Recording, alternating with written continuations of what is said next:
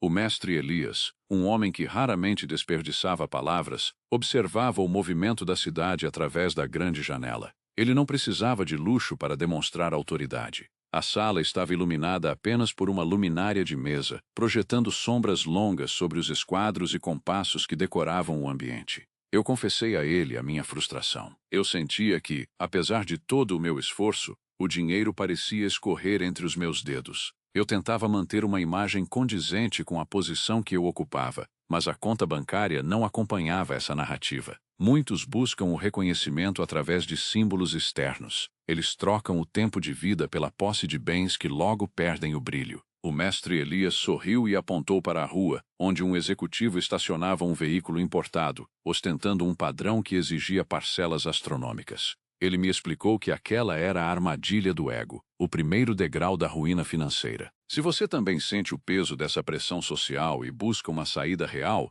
considere deixar o seu like. Esse pequeno gesto ajuda muito o nosso canal a levar essa mensagem para outras pessoas. Aproveite também para se inscrever e ativar as notificações. Assim, você não perde nenhum dos próximos vídeos que gravaremos sobre a construção de um patrimônio sólido e duradouro. O mestre Elias pegou uma folha em branco e iniciou o cálculo da liberdade. Ele comparou o custo de manter um veículo de luxo contra um modelo mais modesto, porém funcional. A diferença líquida mensal seria de R$ 1.500. Ele enfatizou que essa quantia não deveria servir para elevar o padrão de consumo, mas sim para alimentar a máquina dos juros compostos. Para calcular o resultado final, utilizamos a fórmula do valor futuro, que é igual ao pagamento mensal multiplicado pela fração que abre com 1 mais a taxa de juros elevada ao número de meses menos 1, tudo isso dividido pela própria taxa de juros. Ao aplicar essa lógica sobre os R$ 1.500 economizados mensalmente, a matemática nos entrega um resultado impressionante.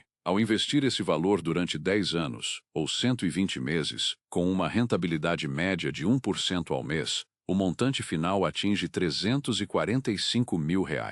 Sem os juros, você teria apenas 180 mil. A diferença brutal é o que o tempo e a paciência constroem para aqueles que escolhem a liberdade em vez do status momentâneo. Essa é a primeira lição da nossa ordem. O homem que entende que o seu carro é apenas um meio de transporte, e não uma vitrine, consegue poupar o capital necessário para garantir o seu futuro. O veículo que você dirige hoje deve trabalhar para a sua aposentadoria, e não ser o motivo pelo qual você precisará trabalhar até o fim da vida. O segundo segredo compartilhado naquela noite fria foi a gestão da energia mental. O mestre Elias explicou que nossas escolhas diárias são limitadas. Cada decisão, por mais trivial que pareça, consome a nossa capacidade cognitiva. Ao adotar uma vestimenta padronizada, composta por peças básicas de alta qualidade, ele eliminava a fadiga de escolha que ocorre logo pela manhã, poupando foco para decisões estratégicas. Essa prática não visa apenas a economia financeira,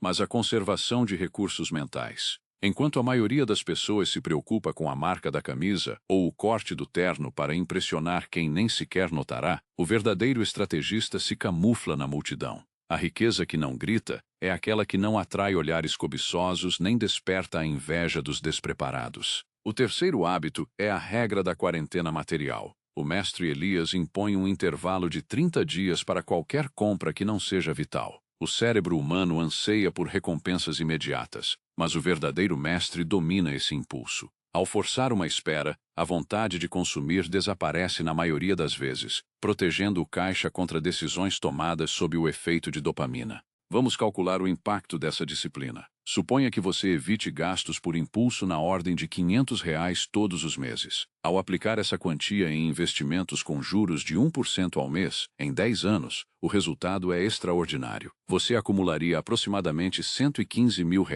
contra 60 mil que teria se apenas guardasse o dinheiro no cofre. São 115 mil reais que surgiriam apenas do controle sobre os seus desejos imediatos. Perceba que não estamos falando de cortar o necessário, mas de eliminar o supérfluo que escorre pelos dedos. A classe média deslumbrada ignora esse cálculo, mantendo o ciclo de consumo e dívida. O investidor consciente sabe que cada real retido é um soldado a mais na sua legião. O quarto pilar da nossa estratégia é a negociação agressiva à vista. O mestre Elias me ensinou que aceitar o preço tabelado é uma falta de respeito com o próprio capital. Em todas as transações, ele exige um desconto de 10%. Ele não teme parecer alguém focado no dinheiro. Ele entende que a timidez na hora de negociar custa uma fortuna ao longo da vida. Imagine que uma família tenha um custo de vida de R$ 5.000 por mês. Se conseguirem negociar esse desconto em todas as despesas, teriam R$ 500 de retorno imediato.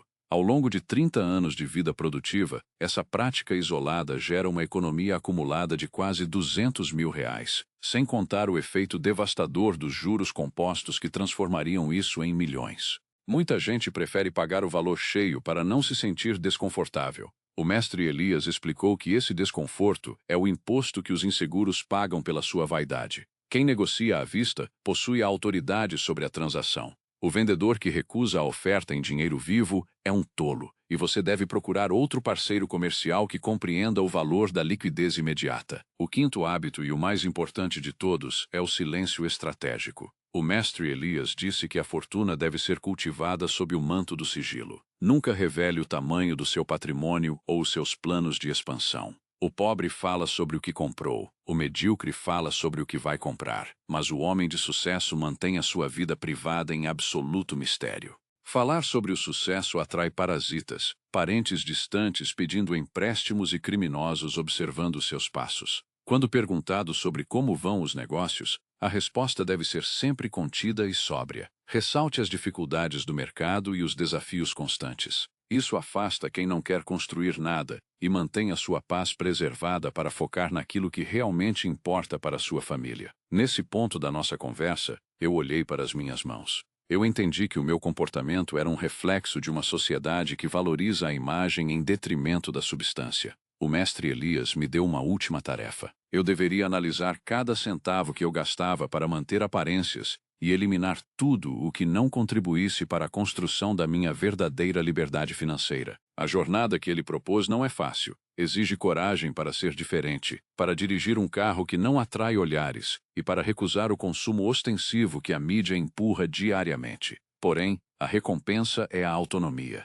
Chegar aos 50 anos com o patrimônio consolidado e o tempo livre é o objetivo final de qualquer homem que busca a verdadeira maestria sobre a sua existência. Agora, o caminho está diante de você. De um lado, existe a vida de aparências, onde cada parcela paga é um grilhão que te prende a um emprego que você despreza. Do outro, existe o caminho do silêncio e da acumulação. É uma via menos iluminada e sem aplausos, mas é onde a liberdade real reside. O que você escolhe para o seu futuro? Se você entendeu a importância de proteger o seu capital e quer continuar essa jornada comigo, deixe um comentário aqui embaixo com a palavra invisível. Quero saber quem está pronto para aplicar esses princípios e mudar o curso da própria vida. E se você quiser aprofundar ainda mais nesses conhecimentos, clique no vídeo que está aparecendo na sua tela agora. Até logo!